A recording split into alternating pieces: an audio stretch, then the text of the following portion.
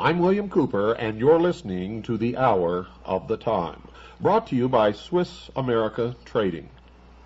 Welcome, Will, once again to The Hour of the Time. Thanks, Bill. It's a pleasure to be here. Tonight we decided that we're going to talk about some of the symbology connected with the rites of Freemasonry, the secret symbols of identification and things of that nature. Wherever you want to start, go right ahead. Okay, well, all the important symbols and passwords are incorporated into the first 3 degrees. The handshake, I think, is the most widely used Masonic symbol. It consists of an ordinary handshake, except the thumb of the person who is a Mason goes onto the 3rd knuckle of the right hand of the person he's shaking hands with. If you've ever shaken hands with somebody and they seem to have a funny grip, or possibly even, I always thought it seemed kind of feminine to me because the hand just wasn't strongly wrapped around your hand when you're shaking hands with somebody, you can have a pretty good idea that they're trying to feel you out and see whether you're a Mason like they are.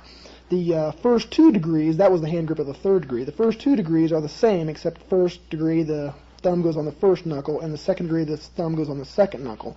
But those are very, very rarely used. And in the Master Mason, or the 3rd degree, the thumb is on the 3rd knuckle. That's correct? Yes, sir. And how would you reply to that if you were, in fact, a Freemason? You do the exact same. It becomes a combined grip, and your thumb is on his 3rd knuckle, and his thumb will be on your 3rd knuckle, and you can't miss it if somebody tries to slip you this handshake. So it's not really a true handshake in the sense of the word that most people have learned to shake hands. You don't have a full grip of the other person's hand, but rather you just have a sort of a loose grip on their fingers, and your thumb is either on the 1st, 2nd, or 3rd knuckle, and you're sort of digging with that thumb to try to get a reaction to see if the other person is indeed a Freemason, and at what level. That's true. That's true. And if they do not respond as such, the person will withdraw his hand quickly. But if he's not sure, he'll seem to kind of extend his grip just a little bit to kind of give you a chance to return the sign. They call it a sign. Now, besides the handshake, what other signs or signals are used to identify one Freemason to another? The most subtle one, and the one that you often have to look out for in public places, is how a man stands. The position of his feet will be a dead giveaway. Most people stand in just a leisurely position with their feet pointing outward just slightly. But a Freemason will stand with his feet in an exact square at a right angle, heel to heel. This is the step they call the step of a Master Mason. The step of an entered apprentice, a 1st degree Mason, is where the feet form a sort of T with the heel going to the cup of the other foot, and the 2nd degree is an inverse of the 3rd degree with another square being formed. So, if you see someone standing in a room with their 2 heels joined together and their feet forming a perfect right angle or a 90-degree angle, you can pretty much bet that that's such an unnatural stance that is a dead giveaway that person is a Master Mason. Unnatural and uncomfortable, I might add, to anybody who's stood. You're forced to stand like this when you become initiated. And also when you return the ritual, you have to do memory work and memorize the ritual and then give it back before you are raised to the sublime degree of a Master Mason. yeah, it's a dead giveaway because nobody stands like that naturally. It's just not a comfortable position to stand. And why would someone stand like that? Would they do that in a room full of strangers to let other Freemasons who might be in the room know that it's okay to come and have some kind of a fellowship with them because they're a Freemason? I myself have stood just like that for that very purpose. Because it's just noticeable. It's a way of broadcasting who you are and talking to the rest of the world without the rest of the world being able to interpret what exactly you are saying. In other words, if you're not a Mason, you might look over and say, boy, that guy's kind of a nut. Look at the way he's standing. Whereas a Freemason would say, that's a brother of the craft. I'm going to go and to meet this fellow. Absolutely, that's generally the way it works. Most people just aren't aware of all these signs and symbols incorporated into the craft. But a Mason lives and breathes these things. Every time he goes to lodge, he takes on this position. He does the hand signals. He usually gives the handshake to his fellow brothers just to keep in practice. These things are so much a part of Masonry and of Masons that they spot them wherever they go.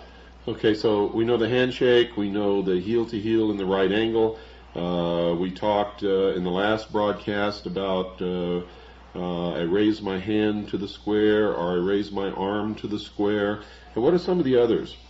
Well, the others are the hand signals, and these are also used in every single lodge meeting. And these are, to Masons, these are what are most easily and most commonly used to communicate between Masons their identity. Of the first degree, the hand signal is you take your left hand, palm upward, and put it near your waist, and then your right hand palm downward, just above your left hand, forming a bit of a cube, and you hold your hands like such, and that's the symbol, the hand signal of the first degree. Now the penal sign, as they call it, is taking the right hand and drawing it in a slashing motion across the neck, and this refers to the penalty of the first degree, which is having your throat slit from ear to ear. Now, if this were truly a benevolent fraternal organization, why in the world would they have an oath and a penal sign to tell other members that they could have their throats slit? And there are many others, depending upon what degree and what oath we're talking about. Why would they do that if they were really and truly a benevolent fraternal organization, bearing in mind that grown men take their oaths very seriously if they understand the oaths and they're not being defrauded or lied to when they take the oath, and fully intend to carry out whatever oaths that they take. This is not a joke. They're not children. This is not play on the playground. The question answers itself. You're absolutely right. This is not a joke. In fact, it's deadly serious. These are the heart secrets of the majority of the craft. Even though they're not illuminated brethren, even though they don't really know what's going on around them or what they're doing, they have sworn to keep these secrets above all else, because if a non-Mason or a member of the profane knows these secrets, he can just walk right into a lodge and sit down and be exposed to everything within. I hope you're listening, folks. Now, just for the benefit of our listeners or someone who may have just tuned in, or any of your fellow brother Masons out here who may be listening. Now, you took the oath, but you're revealing the secrets. Why are you revealing the secrets if you took the oath? Because I took the oath under a fraudulent contract as such. I was told that it was a benevolent organization, that it dealt with charity, that it was arranged around God. All three of those things are bold-faced lies, and I can prove their falsehood. In fact, anybody can prove their falsehood with just a moment's bit of research. There are many more reliable sources than I for information that you can go to find out the true nature of this craft, and many religions in the world, including the Baptists and the Mormons, have condemned Freemasonry as being exactly what it purports not to be. It's not benevolent, it's not charity organized, and it's not centered around God. Well, it's funny that you mentioned that the Mormons have condemned Freemasonry when they carry out the exact same rituals that are carried out in a Masonic Lodge in their temple ceremonies, and most Mormons are indeed, as was Joseph Smith, members of the Masonic Lodge. Our research shows that the public statements of the Mormon Church are often, and I mean often, contradictory to their true beliefs and what they really practice in their daily lives within the temple. They are, in fact, a secret society, a secret organization that practices the same rites as the Masonic Lodge within their temple, and have the same goal, and that is that the practitioners of the religion of the Mormon Church will in fact become God. And that is, of course, what the other secret societies, and we're talking right now the Freemasons, they're really all the same organization. They're working toward becoming God. It is. It's a quest after godhood, and all I can say about the Mormons, and there are many, many similarities to Masons, is that a pagan is a pagan is a pagan. It's nature worship. They believe in the laws of the universe as being what they have to answer to, and if you know these laws, you can manipulate the populace. It's elitism at its very best. Now, let me ask you this for the benefit of our listeners also. Many people write me letters and say, hey, my dad or my uncle or my cousin or my friend is a Freemason, and I've asked them about these things, and they've told me that it's not true, that it's all a lie. Will Freemasons lie to hide the truth? Every single time, if the truth will give away what they don't want to give away. In fact, I've been lied to by brothers in the craft that are allegedly or supposedly teaching me and instructing me in what goes on. If they told the truth, it would scare away their members, and it would end up in universal condemnation of what they're doing. No reasonable and moral person could possibly subject themselves to such bloody oaths and to such total secrecy. Not only that, but the oaths themselves, they're sworn to secrecy. So if you were to ask them to tell you the secrets or the truth about the practices, the rituals, the true religion of the Masonic Lodge, they are sworn not to tell you. So therefore they would have to lie. And the only reason that you are telling is because you discovered that the oaths that you had taken and the purposes for which you thought the Masonic fraternity was organized, it just is not true at all. So therefore, everything that you participated in under fraudulent conditions. That is exactly true, and as such, I don't consider myself to be bound by those oaths because I was lied to before I entered into those oaths. This is common law. This is the law of many lands. It also makes perfect common sense that both parties have to know what is going on in all terms of the contract before they can be held accountable for their deeds within that contract. That's correct. And the oaths that you took, you thought were for a different purpose and to a different God than the God that you discovered and the purpose that you finally discovered. So folks out there, when you go and ask your relatives or your friends or your cousins or your business associates questions about the lodge, about Freemasonry, about any secret society, no matter what name it is, the Rose and Cross, Knights Templars, the Knights of Malta, the Order of St. John of Jerusalem, any of these people, they cannot and will not tell you the truth because it is forbidden to them. And in fact, if they do, they could find themselves suffering the consequences of the very oaths they took, not to reveal these secrets. Now, what are some of the other signs that we have not discussed? Okay, I covered the first degree. The second degree we've also partially covered. The sign of the second degree is to hold your right arm extended outward with the elbow at a right angle and the hand facing up, palm forward. And the penal sign of that is to draw your right hand across your chest from left to right in a claw-like motion, which refers to the penalty of the second degree, which is to have your breast torn open and your heart and vitals taken thence and given as to the birds of the air and beasts of the field. That's an exact quote from the ritual, by the way. And the third degree consists of both hands palm down, extended outward at the waist, and then to draw the hand across the waist from left to right, which refers to have your body torn in twain, which is the penalty of revealing the secrets of the third degree, is to have your body torn in twain and the parts carried north and south. That is, again, a direct quote from the ritual. So the first one is the recognition signal, and the second is what you call the penal sign. Yes, that's true. And are there other signs and signals connected with Freemasonry? There are many others. There is a recognition signal and a penal sign for every single degree in Freemasonry, and I have been through the 32nd degree and have experienced all these recognition signals and penal signs. But all the signs after the 3rd degree are not nearly as important as the first 3. And the reason for this is because Masons in general are just not invited to know all the secrets of the order. It is not uncommon to know a Mason, as you've stated before, who never ever advances beyond the 3rd degree.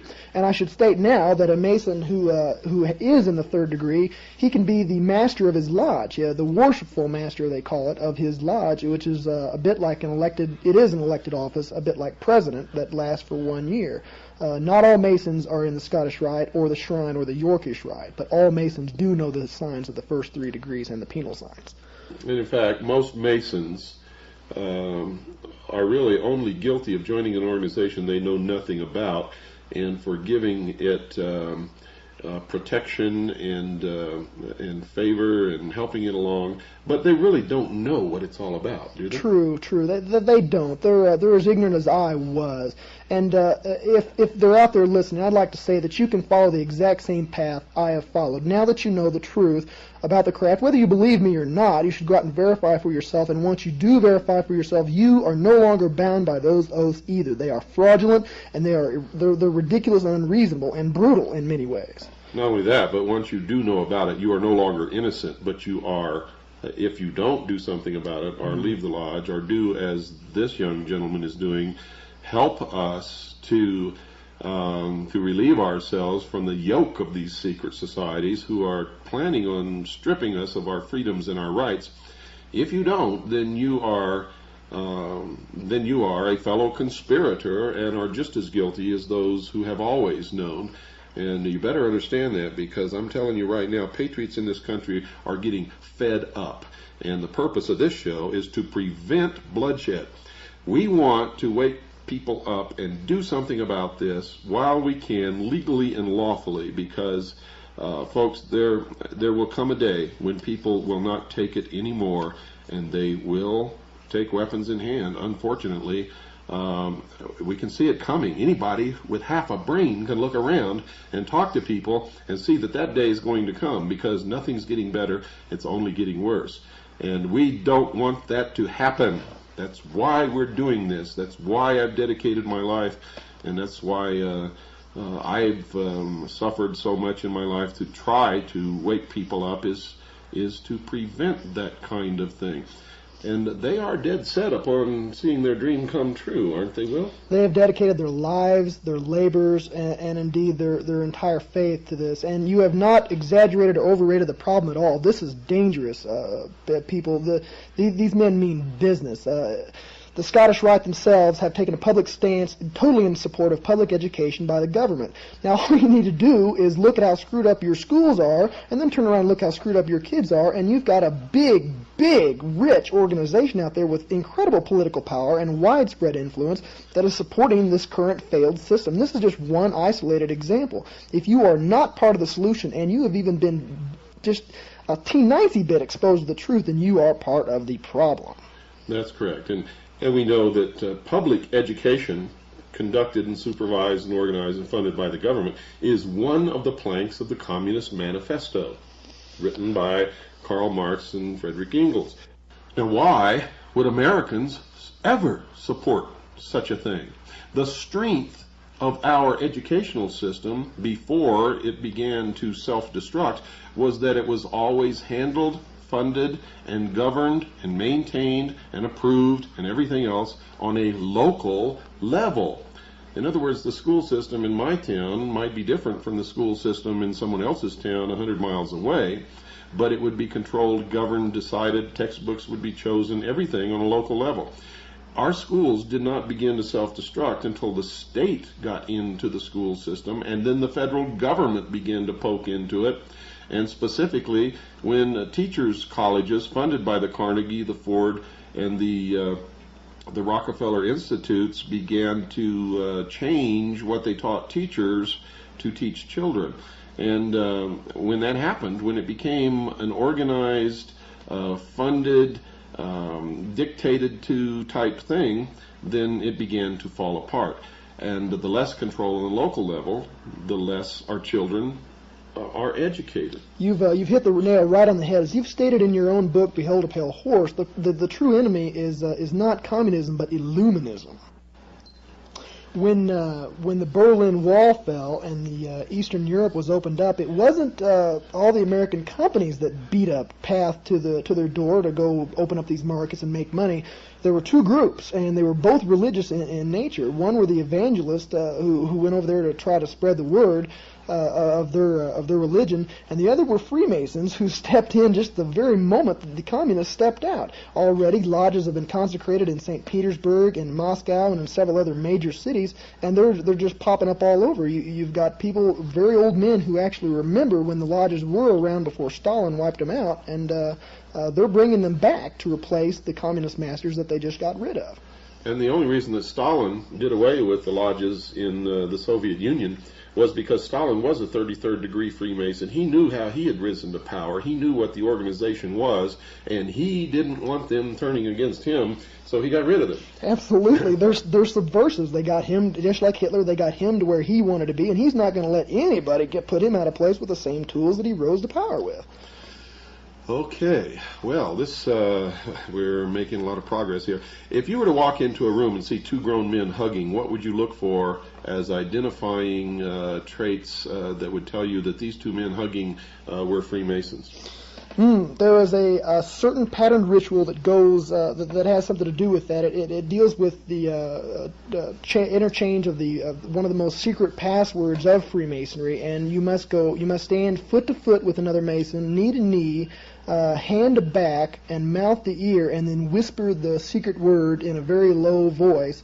I'm not going to do any of those things. I'm just going to tell you the word is Mahabam, and I don't even know what it means, but I do know where it comes from, and it comes from the ancient Hindu religion, which is the original pagan religion, and many of the other secret words in Freemasonry are of an exact same source. And they call this the 5 points of fellowship, do they not? They do. You've done your homework, Bill. Well, I know more about Freemasonry and the secret societies than most members of Freemasonry and the secret societies ever will. I was, as I've told my listeners and as I've published in my book, a member of DMLA when I was a teenager. I went to exactly 3 meetings, and DMLA, folks, is a branch of Freemasonry for children, for teenagers actually. And I attended 3 meetings, and my father was transferred to Japan, and I never attended another meeting ever. But I do believe that that's what got me, in fact I know it is, that's what opened the door for me to enter as a member of the Office of Naval Intelligence many years later.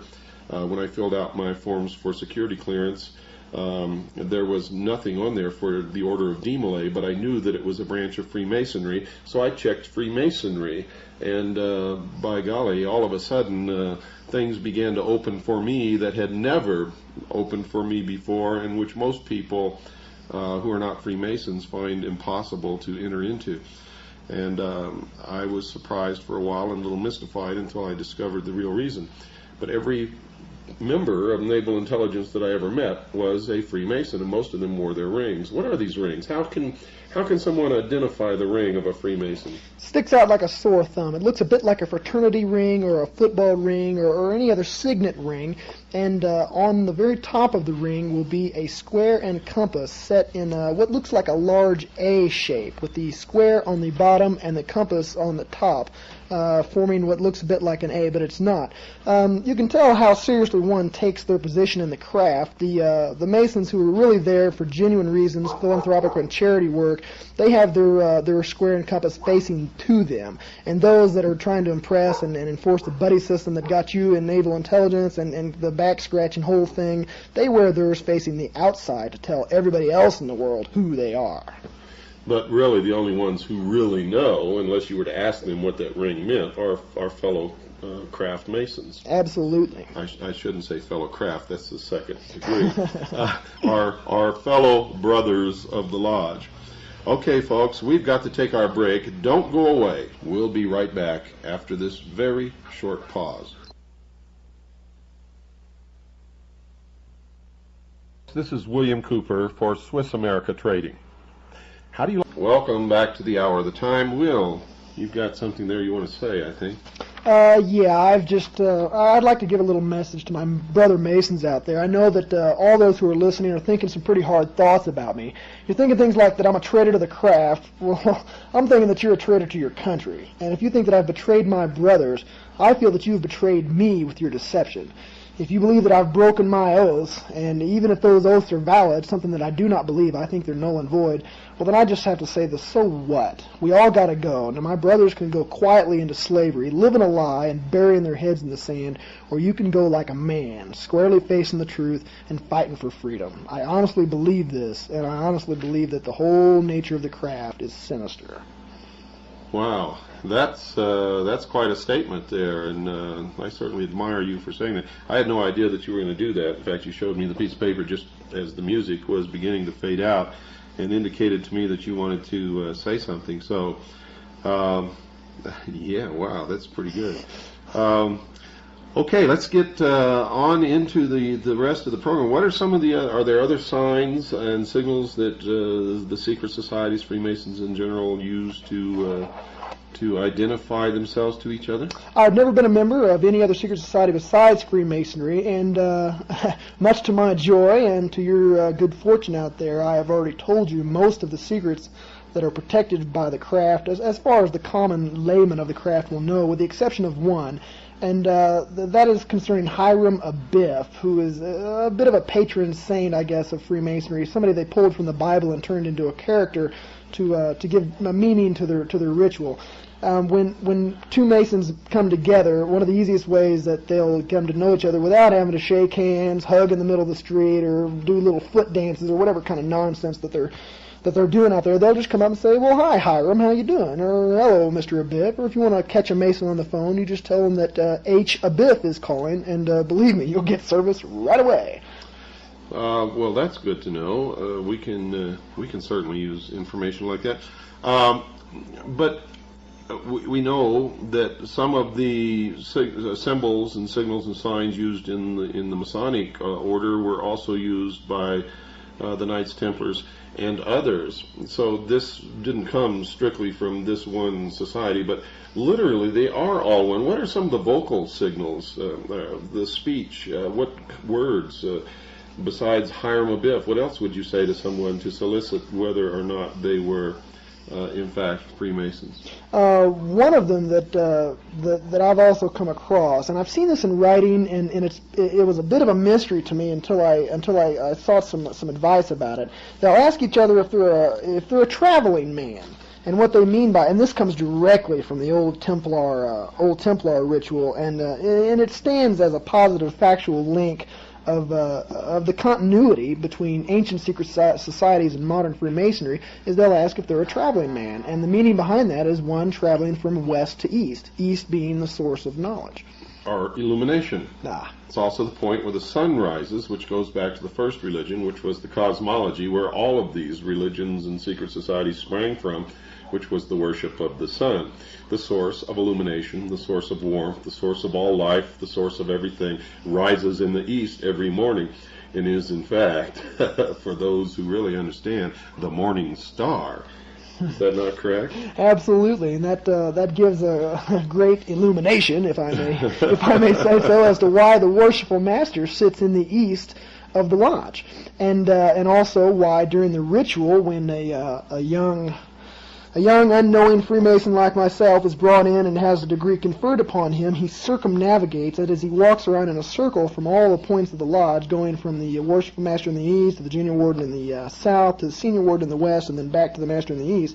He is traveling as the earth travels around the sun in a circle of worship, and it might even be a direct reference to Solomon's circle. And if you've told me yourself, Bill, about the traveling man, that too has been used by communists, hasn't it? Yes, in fact, anybody who knows anything about the Internationale, or the secret society known as the International, the Communist Party, the International Socialists, socialism. If you studied them, the same passwords are used by them. All of these organizations are one. Socialism stems from the mystery schools. That's where it comes from. You'll find that most of the mystery schools preach the tenets of the Communist Manifesto, written by Karl Marx and Friedrich Engels, whom, by the way, just wrote it. They were the hacks who fronted for it. They did not make it up. It came out of ancient documents and an ancient philosophy. And the password is the same. Are you a traveling man?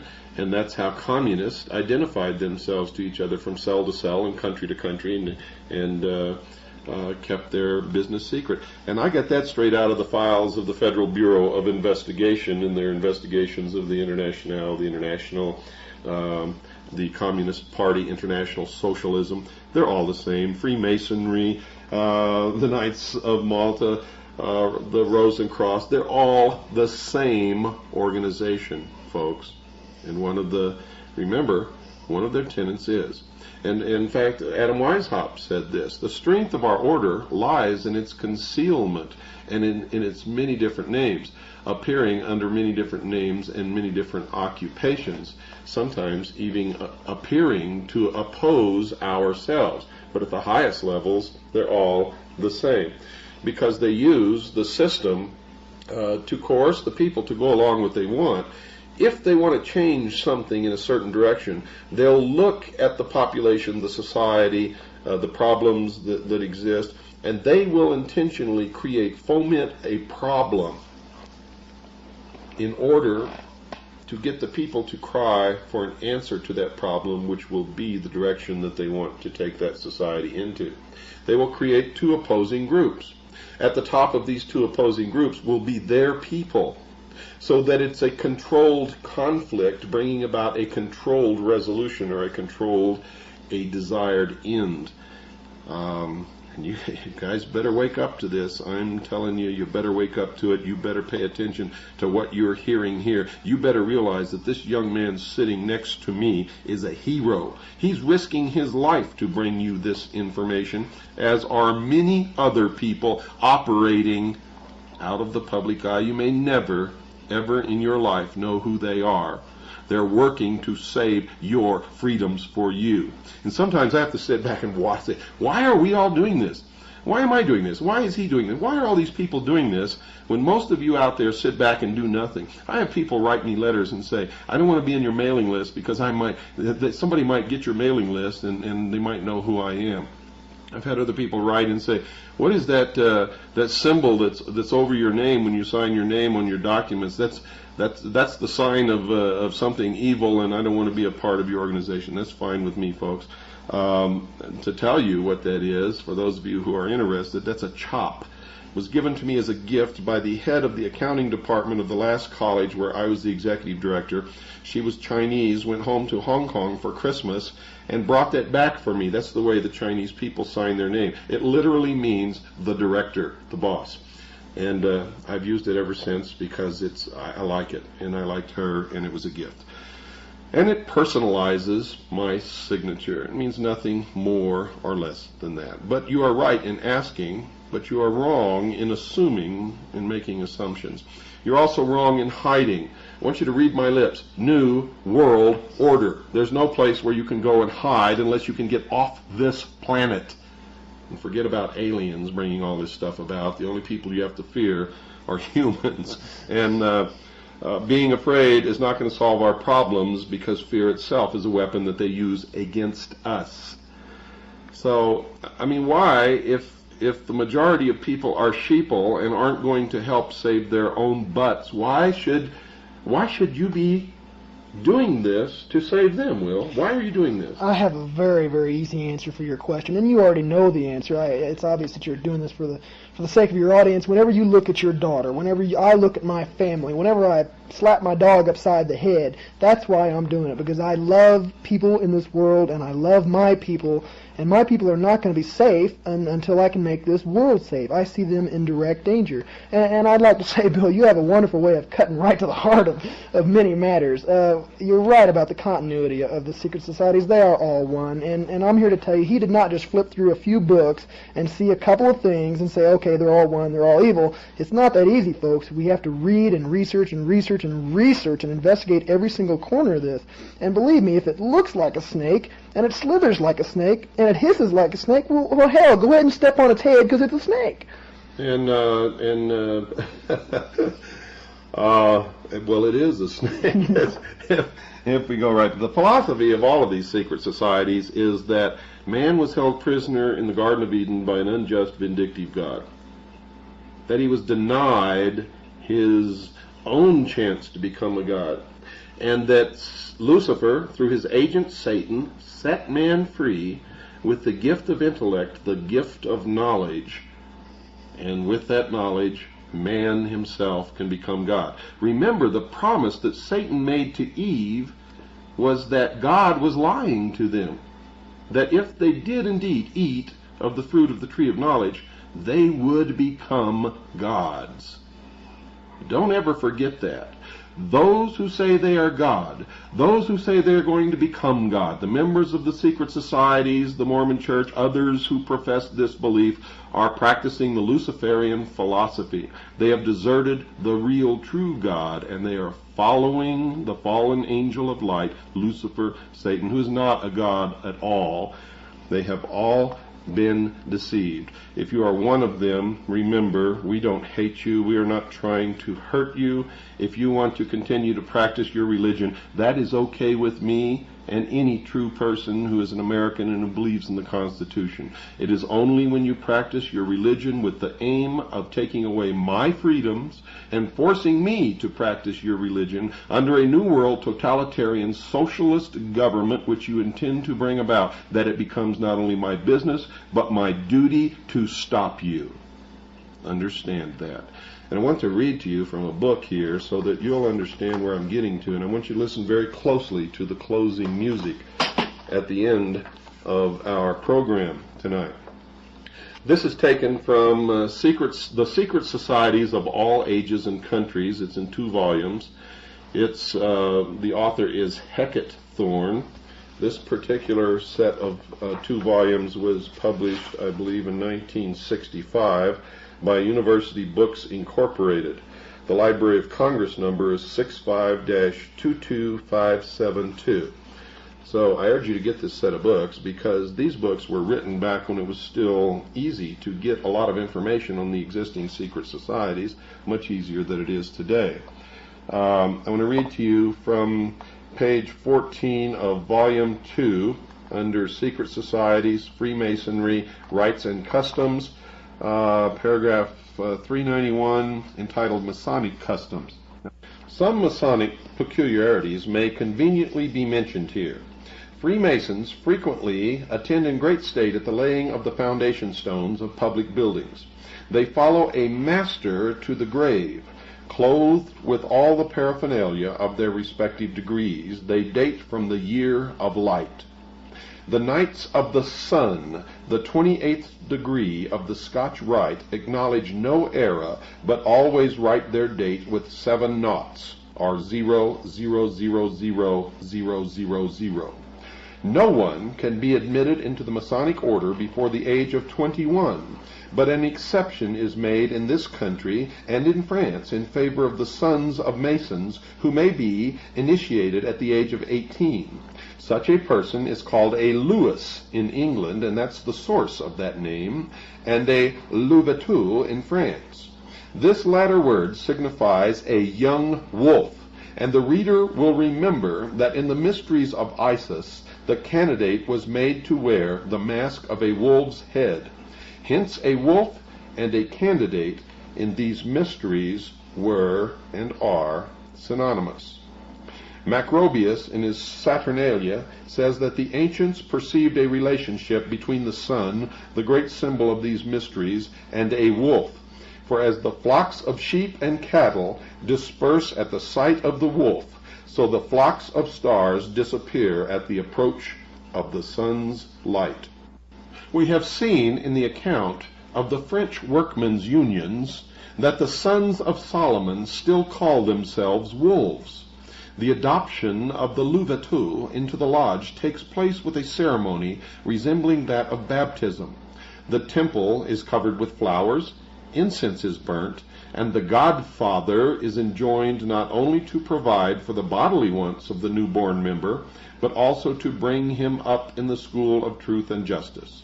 The child receives a new name, generally that of a virtue such as veracity, devotion, beneficence, and the godfather pronounces for him the oath of apprentice, in which degree he is received into the order, which in case he should become an orphan, supports and establishes him in life.